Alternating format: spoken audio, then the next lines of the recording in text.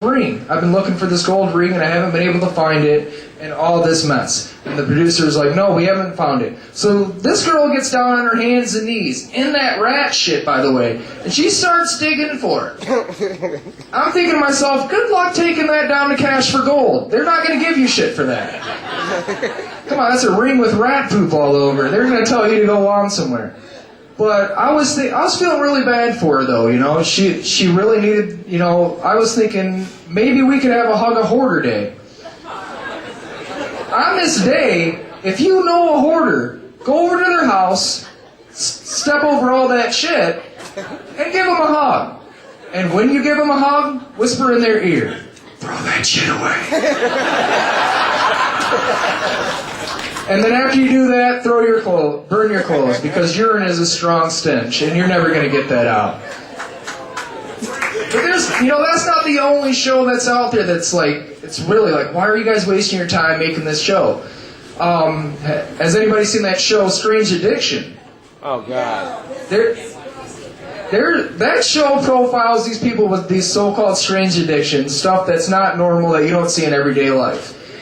I seen this episode, it was the pilot episode actually, that this lady, she would eat toilet paper.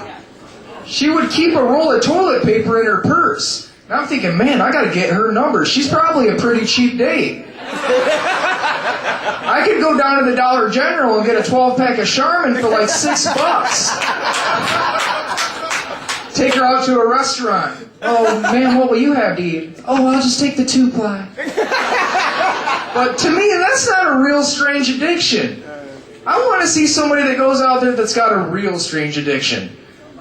Yeah, sir, I think I have a problem. Well, what do you think your problem is, sir? I feel kind of ashamed to even say this. You see, I like to masturbate to old Three's Company's reruns by using chocolate pudding. Chocolate pudding, you ask? Well, you see, I pretend I'm going backdoor on Chrissy. Oh, come on, don't boo me. Don't act like John Ritter never thought of that shit. He's living with 2 chicks at the same time. He was probably like, man, I'm going to get these girls drunk, and then I'm going to go backdoor on Chrissy, finger Janet, and I know that perverted Mr. Roper's going to be looking through the window.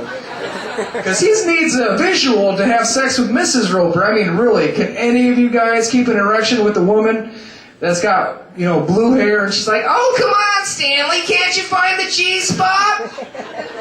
I know most of you probably can't keep an erection unless you have to seek a physician in the next 4 hours. That was a Viagra joke. But, could you imagine your girlfriend coming home from work early, catching you in the act like that? Oh my God, it's one thing to explain pantsless push-ups, but how can you explain yourself sitting on the couch with a Hunt snack pack watching TV Land? It's not going to be an easy thing. Yeah, sorry, well, I don't really got much to explain, sorry, honey. Well, at least I know that's what I said to my girlfriend a couple of weeks ago when she came home. And why is that, ladies? Why do you guys get so mad when you catch a guy in the act? I mean, it's not like you're doing it for us. Obviously, we wouldn't have to resort to this act if you were giving us a little bit more. I know that sounds a little shallow, a little conceited, but really. And to be honest, it's not like we're cheating on you, and it saves you the hassle of trying to come up with another lie of why you don't want to have sex that night. It's gotten so bad around my house that I've started to come up with solutions for the excuses. My girlfriend, you might not want to take a bite for this. I'm sorry. You're probably going to throw that out. Well, that wasn't even a joke. No, my girlfriend, she said, well, sorry, honey, not tonight. I just started my monthly Aunt Flo's in town. And I was like, well, honey, you might not know this about me, but see, I'm the kind of guy that doesn't mind a little ketchup on his hot dog. No! As long as the bun is tight. Thanks, everybody. That was my time. All right, man. Thanks, Keith. Keith Brown, everybody. Keith Brown.